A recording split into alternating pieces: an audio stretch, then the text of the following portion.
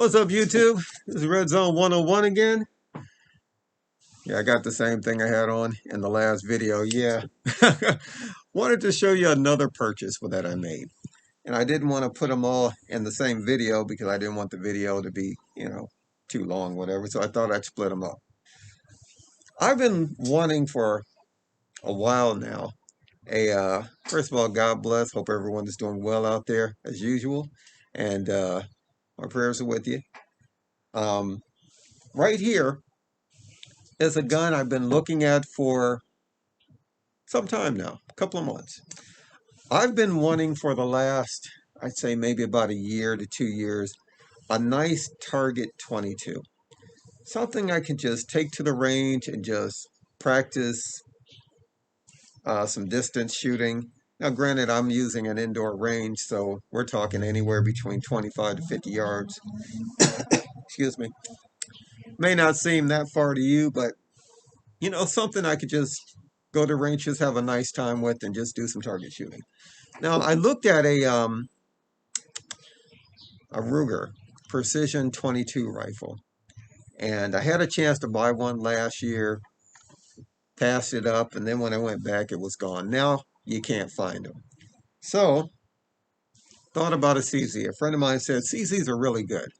Then I looked at this one. I wanted a 22 that had about a 16-inch barrel, pretty light to carry, heavy barrel, threaded. And I looked at this one CZ. I forget which model it was, but it looked perfect. Then I looked at the price. It was over $1,000. As I said in my last video, I'm a man on a budget. So, nah, that wasn't going to work for me, especially right now things are tight, and trying to hold on to the little bit you got. And as I said, I'm a man on a budget. So, I've been looking at this particular gun for the last, you might as well say, 2, 3 months. No, it's been at least about 6 months now. Yeah. This right here is again, this is a Remington. I had to remember, this is a Remington. Now, before you freak out, I know Remington's had some problems, and I'm hoping they get them together. And that's one of the reasons why I was so hesitant about buying this gun at first. This is a Remington 597. It's 22. Told you I love my 22s. Semi-auto. It's not loaded. Has a 10-round mag. You can buy the other mags, but we'll talk about that like in a minute. And really, from what I heard, this was supposed to compete with the Ruger 1022 when it came out. Now, some of you are wondering why I didn't maybe just opt for a Ruger 1022. I've had a few of those. And it seems like every time I get a Ruger 1022, I end up spending more money putting into it than actually what I paid for the gun. I mean, you can modify the Ruger 1022 to the point where it's not even the same gun. Change out the stock, the barrel. You got carbon barrels. You got the BX trigger. You got Recorson. I think I said that right. Recorson parts you can put in it. And you can put easily 800 to $1,000 like into a Ruger 1022 like or more. I didn't want to go that route. I wanted something that had basically, uh, the basics like of what I wanted. Okay. I wanted a gun that was pretty light. I wanted a 16-inch barrel, threaded. Um, I did want semi-auto. I thought about bolt action, but thought, no, it'd be nice to have a semi-auto. I know bolt actions are more precise, more accurate, but I wanted semi-auto. So I've been looking at this. Went to Dunham's again. Love Dunham's. I don't work for Dunham's. Okay, so I'm just saying. But I've been looking at this, like I said, for about 6 months. And it had everything like on my list. It's really nice stock. I mean, it's like it's synthetic. Um, the butt plate is glued on, but I'm okay with that. Semi-auto. It's got a 16-inch barrel. It's threaded. And a lot of the reviews, because I've been looking at reviews on this for, like I said, about 6 months, and the reviews are all, you've got some people that love it. Some people compare it to the 1022. Some people say in some ways it's better than the 1022. The opposite side of that, some people hate it, say it's a piece of garbage. So I was on the fence about it. Now, granted, one of the things I liked about it is I didn't have to kick out 500 to a grand to get it. This gun cost me under $250, which I thought was a deal. Now, I've seen them online for anywhere, I think 169 or whatever, but they're always out of stock. So when I saw this for under $250, I thought, you know what? That might work for me. Now, I said I did a lot of research online. A lot of people that, a lot of the problems that people said they didn't like, um, the uh, the feed problem. And I found out, I took it to the range. This is the mag that came with it. It's a polymer plastic mag, whatever. Um, Worked great. Now, some people say they don't last as long as the metal ones.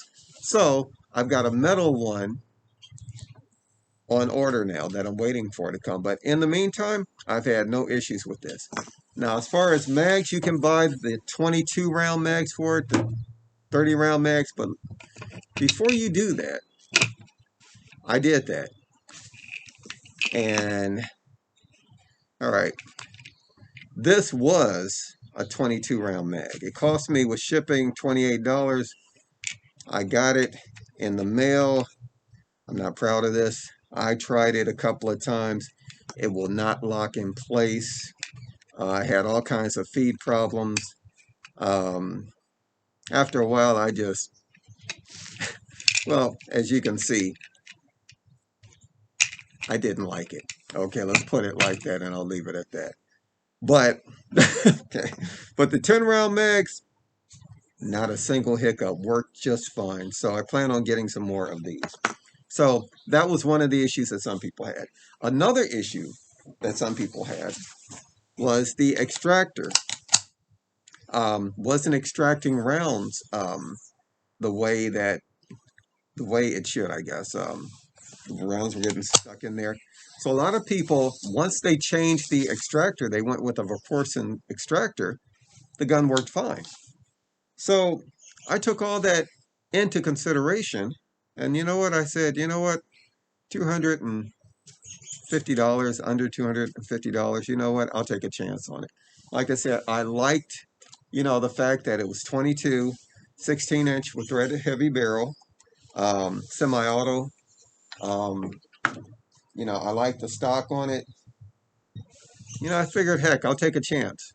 Now, when I did buy the gun, I did notice something once I bought it. And if I had noticed this ahead of time, I might have changed my mind. The base plate here for the optics was loose. So, I got my tools out. I tried to tighten it up. Some of the screws were tightened, some of them wouldn't. So that let me know that some of the screws were um, threaded, or what do you want to call it? Anyway, I wouldn't tighten. So I got to thinking, man, it doesn't have sights. I got to have an optic on it. So how? I mean, like, what am I going to do? Now, anyone that knows me knows that, hey, I'm going to make it work. I'll find a way to make it work. So what I did, I took some JB putty, and here, right here, right here, on the back here, you can barely see it, there, and right on the front, right here. I use some JB putty that basically it's like putty that becomes steel. Okay, it's not the liquid you mix or whatever, but you do have to smush it. Well, anyway, it's JB putty, and I use that to secure the mount here. And then I went back over it um, with a marker. That's gonna sound crazy, but so that this way, because when you use it, it's a light gray. So I went over it with a marker, so you can barely tell that I even did that. Excuse me. And unless you look really, really close. But now that mount is secure. I don't have a problem with it because, I mean, when somebody could say, hey, what if you wanted to take the mount off? Why would I want to take the mount off? It does not have sights. So that worked for me. That was just a little fix. Um, I've ordered the extractor, the Vercorson extractor, which was only like $19 and shipping or whatever. Um, so that's a quick fix in case I ever have a problem with shells that won't eject or whatever. But so far, like I said, I haven't had any issues like that. But I want to change that kind of you know uh, a preemptive thing to make sure that I don't have that issue. I've thought about changing out the trigger. Like I said, this is going to be a budget target rifle, and the trigger right now is not bad. I mean, I think it's about 4 or 5 pounds or whatever, and it's not bad. I mean, I was able to from a resting position, from let's say 25 yards, which is about 75 feet. I was able to get a quarter size group, meaning within a quarter, I could put all of my rounds there. Now, that may not seem that great to some of you, but that was satisfactory to me.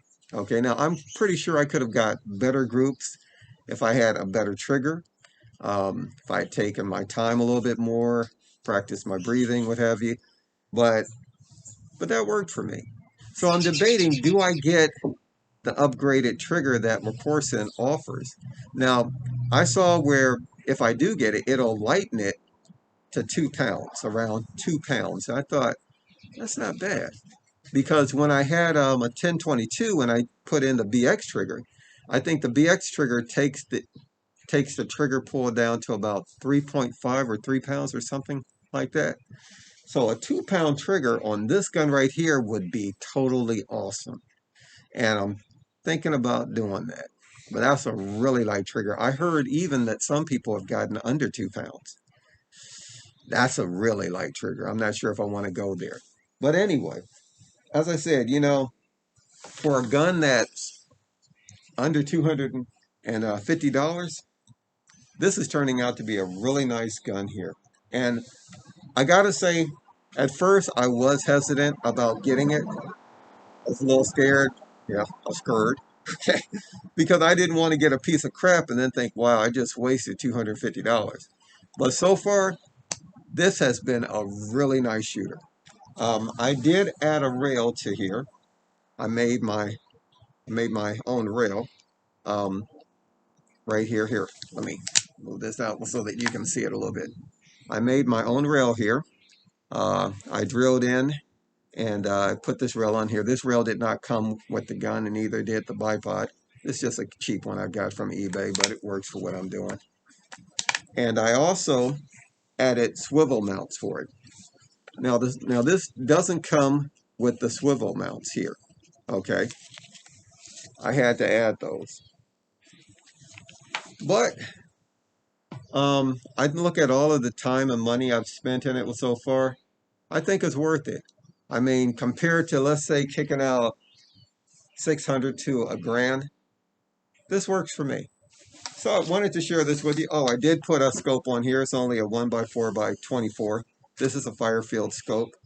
And for the kind of shooting that I'm doing, the ranges that I'm doing, this really works well. This is the scope I use to get those groups at um, 25 yards, putting them all in the size of a quarter.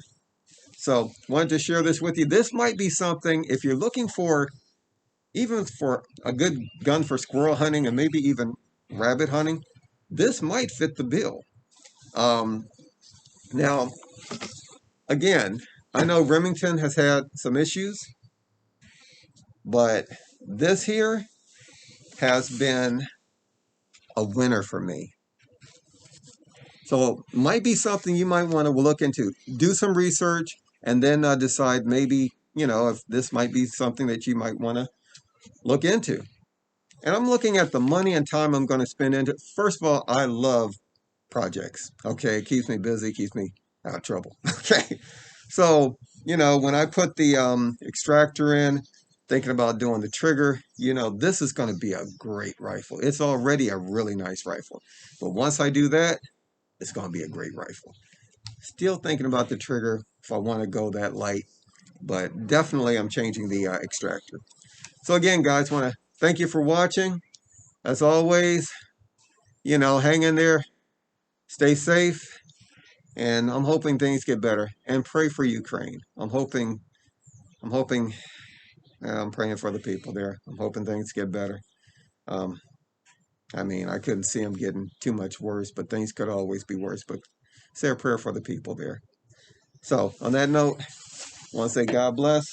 Again, thanks for watching, and as always, peace.